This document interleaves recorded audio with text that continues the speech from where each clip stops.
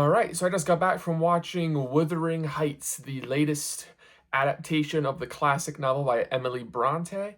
And I have thoughts. I'm going to do my best to keep this a review and not a rant because I am offended.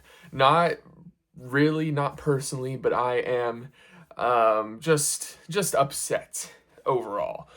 So let me just get over the good things about this movie first, and then I'll talk about why this movie is not good and you shouldn't watch it. So this movie has great costume design. It has great set design. It has great cinematography. It's filmed in a great location. Everything, not everything, most everything looks like impeccable. Now, accurate? No, no, not at all. Not at all accurate of what people would have worn in the time that Wuthering Heights was set, but it is a visual treat. I don't think there was any time where I was looking at something that involved a set or a costume or anything like that where I was like, wow, that's not interesting at all. Everything was very interesting, sometimes in a bad way, but all of that was very well done, I must say. Now, that's all that's good about the movie. The acting is neutral. They don't contribute to the movie and they don't take away from the movie. It's fine. I've seen better versions of Wuthering Heights, but the fault is not on the actors. This movie fails as an adaptation of Wuthering Heights and as a tragic romance. So if you have read the book, such as myself, and you like the book, such as myself, you will not like this movie at all. It is an adaptation of Wuthering Heights to the bare minimum, the bare bones. Hindley is not in this movie. Kathy and Harriton are not in this movie. They characters say and do things that the book versions of these characters would never do. Heathcliff is pretty accurate, but even he is taken to the most extreme version of himself it could be.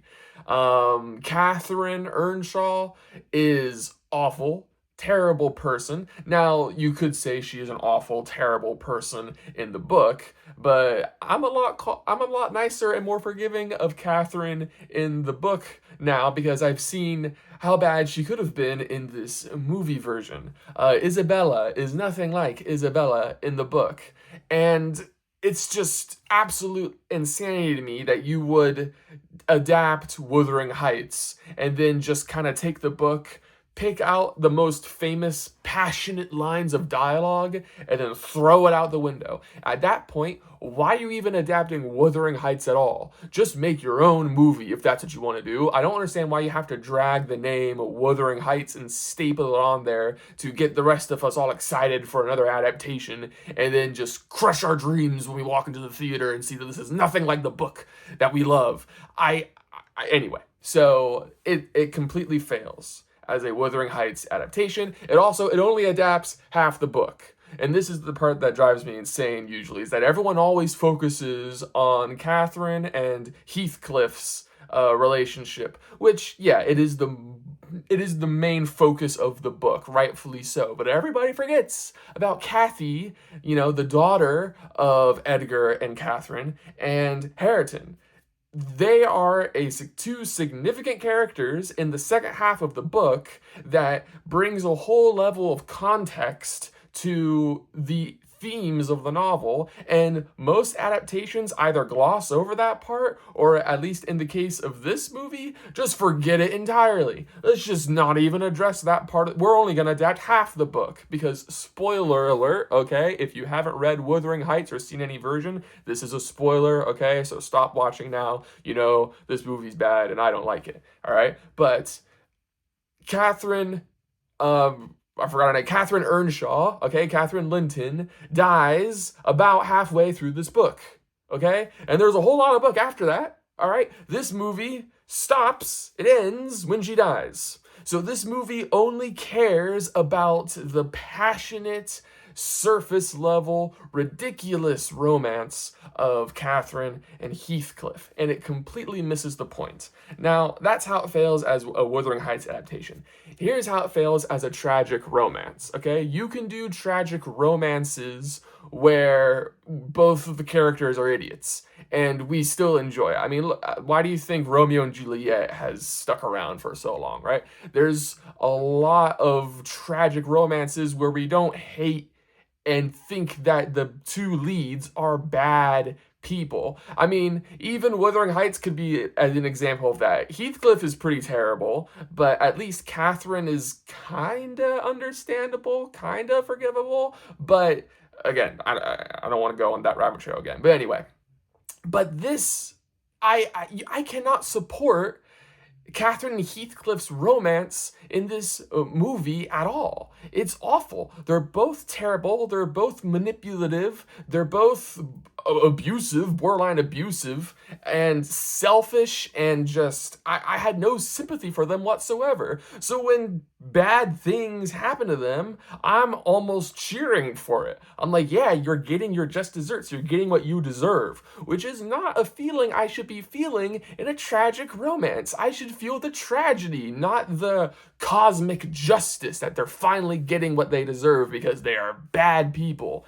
That's what's happening in this movie. And it is so frustrating that the marketing is showing this as the greatest love story of all time. First of all, I do not think Emily Bronte would consider her work, Wuthering Heights, to be the greatest love story of all time. I don't think that's what she was trying to write.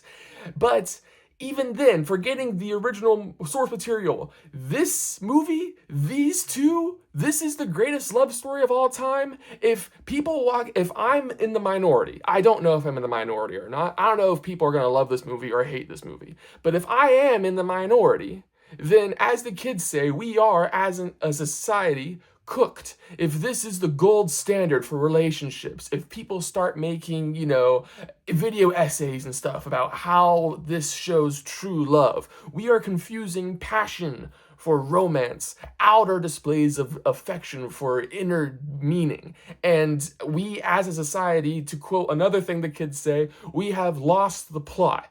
All right? If this is romance now, then we're doomed. We're done.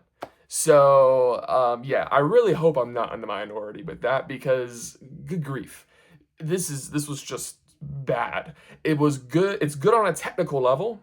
I just wish all of these elements, I wish the cinematography, the locations, the costumes, the sets, I wish it all existed in a better movie, but it doesn't. Do not watch this movie if you are a fan of romance. Do not watch this movie if you are a fan of Wuthering Heights. Stay away. Watch Crime 101 instead. Watch another adaptation of Wuthering Heights, literally any other one. I'm sure it's better than this one is.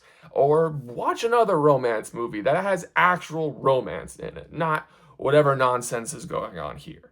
Yeah, so those are my thoughts on Wuthering Heights 2026.